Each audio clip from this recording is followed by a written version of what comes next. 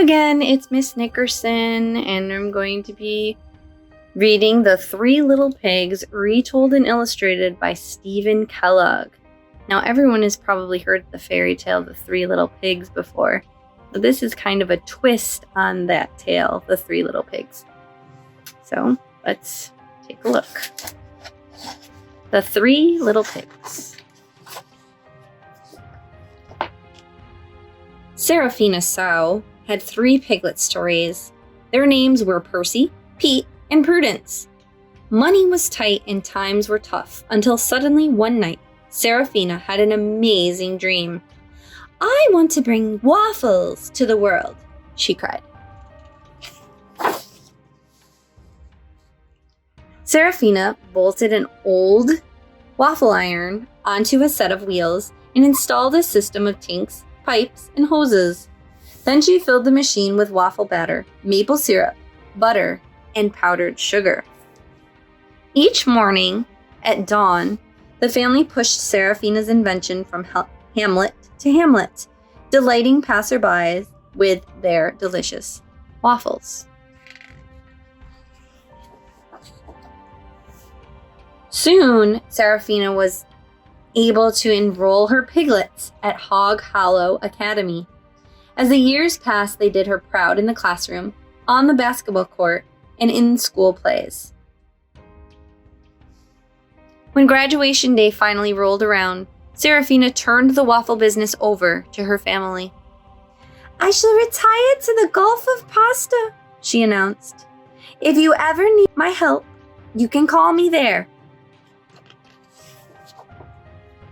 The 3 pigs operated the wafflery while they built new homes nearby. Percy wove straw into a cozy bungalow. Pete put together a log cabin, and Prudence constructed a brick cottage. The wafflery continued to prosper, and life hummed along happily. That is, life hummed along happily until a wolf named Tempesto showed up. "Howdy, ham. Howdy, bacon. Howdy, sausage," he growled. "Butter yourselves and hop on the griddle. I'll eat you for breakfast." "We only serve waffles," replied Pete nervously. "What flavor would you like?" "I hate waffles," snapped the wolf. "I want you." Tempesto lunged forward, but in his eagerness to grab the pigs, he overturned the wafflery. Percy, Pete, and Prudence fled to their houses. A few moments later, Tempesto was pounding on the door of Percy's bungalow. "Open up, pork chop," he demanded, "or I'll huff, and I'll puff, and I'll flatten this dump." Percy frantically scribbled a plea for help on a paper airplane and launched it in the direction of the sheriff's office. "Help! Save me!" Suddenly, with a blast like a typhoon, Tempesto demolished the straw house, and Percy's possessions were scattered hither and yon across the country.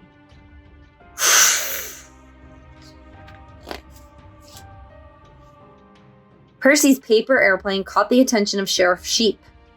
But before he could grab it, Percy's bathtub plunged to earth like a meteorite.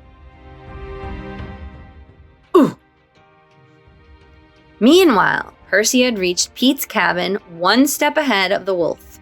"Let me in, or I'll trash this woodpile," roared Tempesto.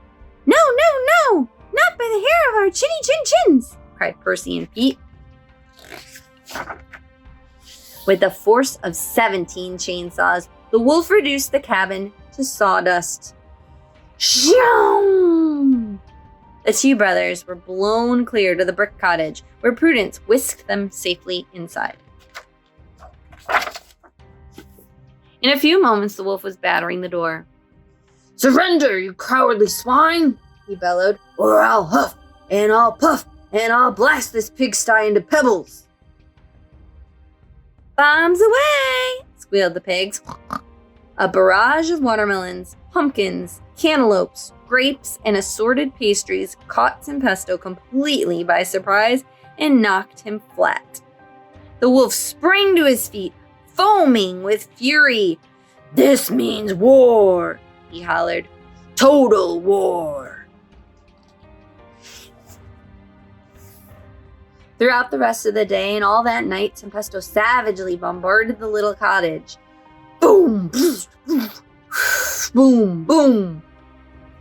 But by the dawn's early light, the frustrated wolf could see that the brick walls were still standing.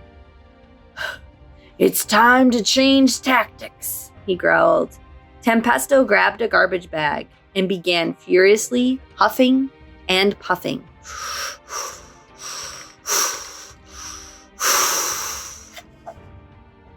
The bag swelled like a hot air balloon and soared aloft.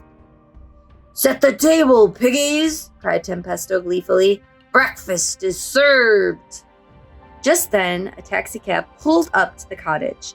The pigs were flabbergasted to see their mother in the back seat. "I've come to the rescue," announced Serafina. "How did you know we needed you?" cried the pigs. Serafina explained that the paper airplane with Percy's message had fluttered clear to the Gulf of Pasta, where it landed in her salad. "Now let's deal with that wolf," she cried. Without further delay, the waffle iron was positioned in the fireplace. Meanwhile, the wolf launched himself down the chimney, screeching, "Here I come, piggies! You'll soon be sausages!" "No, we won't, Wolfie," Serafina cried as the wolf slammed into the red-hot griddle. "You'll soon be a woolful."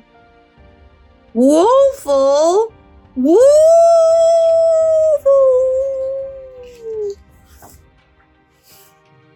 The sizzling wolf staggered from the waffle iron, but before he could catch his breath, the pigs hosed him to the floor with a blast of maple syrup. Then they smoothed him in butter, fogged him from head to toe with powdered sugar, and finished him off with a final squirt of syrup. "I surrender," he gasped. Although the emergency was over, Serafina admitted that she was not eager to return to retirement. The news brought cheers from her family. They loaded Tempesto into the taxi and sent him to the Gulf of Pasta in her place. Soon afterward, Percy, Pete, and Prudence married their childhood sweethearts. And it wasn't long before Serafina found herself surrounded by dozens of grandchildren.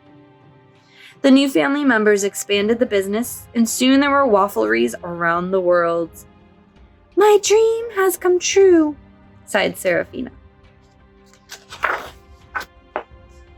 As for Tempesto, the waffle iron had steamed the meanness out of him. He gave up crime and spent the rest of his life as a mellow beach bum, lolling about on the Gulf of Pasta.